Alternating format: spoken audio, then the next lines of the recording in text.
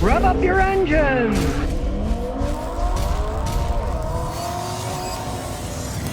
Interesting bit of history, 91 Honda Prelude. Sports car. They made them for quite some time. You look at the early ones, man, they were ugly.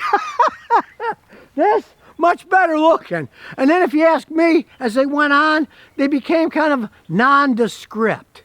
In the end, they were pretty much just Honda Accords, rebadged, similar body style. But when they were making these, they were still a sporty car. Now, of course, the problem with this car is it's a northern car. So, this is one reason you don't do Bondo on a car. It doesn't hold up. Now, as the owner knows, in England they make kits where you can get a whole sections, cut them off, weld them on, and repaint them. That's the only way to really fix it. Bondo, you gotta cut it off, put new metal in. But they make kits for them, the English especially. They're nuts about sports cars, and they got a lot of kits and stuff you can buy relatively cheaply. Now, he bought it 6 years ago for $3,600 before coronavirus. There's a lot of stuff around. It had 100-something thousand miles on it, but it's a Honda, and they can last a long time. Like I said, the main problem with this is it's a northern car, and they will rust. If this was a Texas car, it'd be another story. But it's a northern car, so you got to live with what you got. Real selling points of these, of course, were the engines and transmission. As you can see, all the real ones come with a manual transmission. This one's a 5-speed.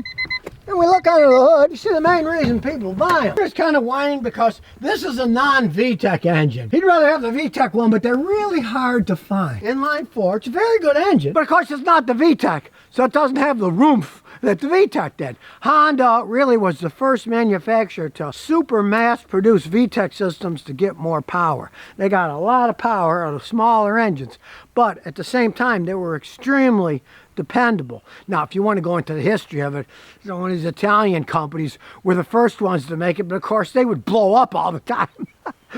This thing's a 91. It still runs pretty good. You're not going to find it with an Italian car. The Japanese pretty much perfected it. So it's got 151,000 miles on it now. But, you know, it still runs pretty good. Now, the owner admitted it burns a small amount of oil, maybe a quart every 3,000-4,000 miles. And of course, if you get on it and drive like a maniac, it will burn more oil. We had a customer back in Lewiston, New York when I was a kid in the 60s. He had an SS Chevy and it ran okay. But when he really went on it, he'd burn 2 or 3 quarts of oil in a night when he was really getting on it. But if he drove it normally, I'd only go through a quart every 800-900 miles. But you push an engine and it's going to burn a little bit of oil. As you can see, this is when, as far as I'm concerned, they started to ruin cars in the United States because they got all the plastic bumper stuff. You know, I liked them when they had real bumpers. EPA mandated crash and stuff, so I liked them better when they had chrome bumpers on them.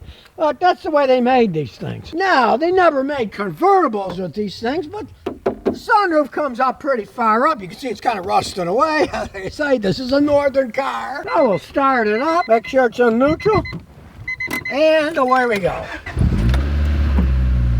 And being an older Honda with a lot of miles, there's some ticking going on. That's totally normal for these.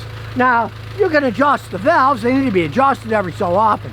But even if you just adjust them, you're still going to hear noise because it's just worn and you're going to hear a little bit of lifting noise on it. That's totally normal for one of these things. And you can see it's had the radiator replaced. Hey, they replaced it with a metal one. That's a smart move, right? That's the one advantage of Hondas. Even though they didn't sell all that many Preludes, so many parts are interchangeable with the Accords that they sold millions of them. The big advantage of this is it may be old, but it's fuel injected. That's got a distributor. It's not a distributorless system. It's got an old-fashioned distributor, so it's easier to work on, but it's fuel injected. I'll tell you one thing about the Preludes is, unless you like spending half your life messing with carburetors, never, ever buy one of those Honda Preludes that's got dual carburetors on them, because those dual K-ins are absolutely hellacious things to work on, to keep in tune. The best thing they ever did to the Prelude was put fuel injection. Now, I'm gonna go back way in history when Honda was making those N600s and then 800s. All right, they once made a little bitty 4-cylinder engine, and that baby had 4 Cayenne carburetors on it. And to boot that off, each wheel had a chain drive sealed system that made it go. They were low production sports cars. These are high production sports cars. They made enough of these, not like the little earlier ones where they were pretty much very limited production. They wanted to make little bitty sports cars. They were kind of making them look like English sports cars. This was their own design. They handle well. They evolved through a bunch of different generations. Like I say, the last generations, they're kind of just like a squashed down Honda Accord. To me, they kind of ruined the car, just like Ford with a Thunderbird. They started out as sports cars, then they ended up in these big, ugly, just didn't have any power, or ugly looking. You know, the early ones, nice sports cars. And this being kind of in the middle, it's still a sports car. The later ones, I'm not such a big fan of. That's probably one of the reasons they don't make them anymore. They made them so ugly that guys who wanted sports cars are like, this doesn't look like a sports car. It's just a Honda Accord. But at the same time, if you do buy a late model one, let me warn you something. The late model ones are hard to get parts for, because even though they're kind of like Honda Accord, a lot of parts are different. I had a guy in Houston bought one. I couldn't get an air conditioning compressor for it because it was different than the Accord. I could get the Accord ones like that. So with his, he kept buying rebuilt ones. I said, don't buy rebuilt air conditioning compressors. They're garbage, right? But we couldn't find a new one because the Prelude was different than the Accords. So realize there are parts on the later model ones. You're gonna have a hard time getting parts for them. I wouldn't go out and pay a bunch of money for one, because you're gonna find out you're gonna have an endless money pits looking for parts, and sometimes find out I can't even get new parts. I gotta get either junkyard parts or reman parts. It's not a good position to be in. Now as we look inside, this is why I tell people, cloth seats, hey, these are 91s. They're still in pretty good shape. Yeah, there's a tear here from getting in, they all do that, but if these had been leather seats, forget it. They'd be all tattered and torn to shreds. As we go inside, even though they're old, these are comfy seats for zooming around in. And even though it's old, it's got digital dash. Of course, digital was in those days, right? Some of it's digital, some of it isn't. He's changed the stereo. The Honda stuff stinks. He put a Kenwood in, or one of the previous owners did. Nice size steering wheel with a good grip. And yes, it does have power windows. Got 158,768 miles on it. And it's a Honda, so it may be 91, bud. The AC still works. Yes, it does. So old, of course, aren't. Parts have been changed. You can see it's got a remanufactured alternator on it. Down there, still looks like it's got the original air conditioning compressor, too.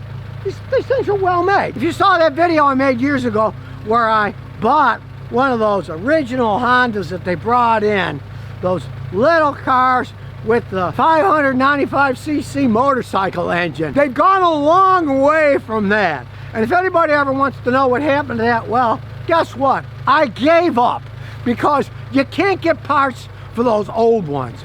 I couldn't get cylinder heads. The only thing I get was a head gasket. That was it. I couldn't get a carburetor. It didn't have a brake system. I couldn't get a brake master cylinder. You can't get parts for those old N series. You just can't get parts for them. Now, I know a lot of guys like souping them up. They'll put 750 Honda motorcycle engines and stuff in them, and it's totally doable. But I wanted to keep it stock, and considering that the body was all rotted away and the engine was locked up, the guy said it wasn't, but it was, I just sold it on to a guy for what I paid for it, 500 bucks. Then later he sold it on to somebody else, and I don't know what happened since then. But if you're ever going to mess with one of those early ones, get one that isn't rotten, and probably throw a Honda motorcycle engine in it, a modern engine, not the engine that it came with, because you can't get parts. They were underpowered. Better with a modern Honda motorcycle engine. So let's take it for a spin. Now we're going down the road in for a little sports car. Hey, it still rides pretty good. Honda's always made cars for driving, and they have better suspension systems than the Toyotas do, so they're a lot more fun to drive around.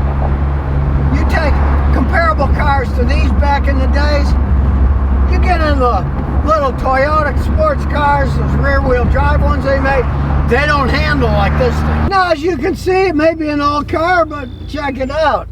It doesn't shake at all. Honda knows how to make engines. No shaking at all, as old as it is. Now we're gonna see what this thing can do. It's a fun little car to drive. It's up and goes. Too bad it doesn't have a VTEC though. It'll get up and go even faster. An oldie, but a goodie. This thing still runs quite well. 91, that's an old car, right? But it's a Honda. Yeah, they don't make Preludes anymore. They're kind of out of the sports car business, other than the Honda Civic Type R, which is a little bitty race car, right? The Preludes, they made them for a long time. There's a bunch of them out there. You don't want to get rusted out ones. And if you're a Zoom Zoom fan, you'll be happier with the VTEC engine. But this non-VTEC one, it's still going strong. Fun to drive around.